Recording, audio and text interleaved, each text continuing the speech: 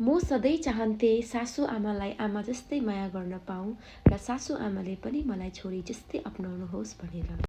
आज म तपाईँहरूसँग मेरो जीवनको एकदमै खास व्यक्तिको बारेमा कुरा गर्न चाहन्छु। उहाँ हुनुहुन्छ मेरो सासूआमा। ससुराल पुग्दा सबैभन्दा ठुलो डर के हुन्छ भने सासू कस्तो हुन्छ होला। मलाई पनि त्यस्तै भएको थियो। मनमा धेरै डर, धेरै प्रश्न र धेरै आशा हुन्छ। पहिलो पटक यो घरमा पाइला टेके म निकै डराएकी थिएँ।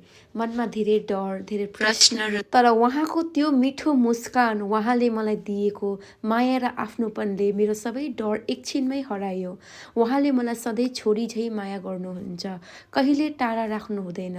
सधैँ न्यानो मायाले अङ्गालो हालेर मेरो मन जित्नुभयो। म थाक्दा भन्नुहुन्छ, छोरी बस म गरिदिन्छु, म भाग्यमानी छु।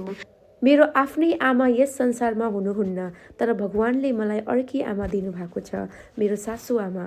आज म गर्वको साथ भन्छु, म सधैँ चाहन्थे सासूलाई आमा जस्तै माया गर्न पाऊँ भनेर र भगवानले मेरो त्यो चाहना पुरा गरिदिनु भएको छ। आज यो ब्लगबाट यो भन्न चाहन्छु, सबै सासू नराम्रो हुँदैनन्। कति सासू त भगवानको रूप हुनुहुन्छ।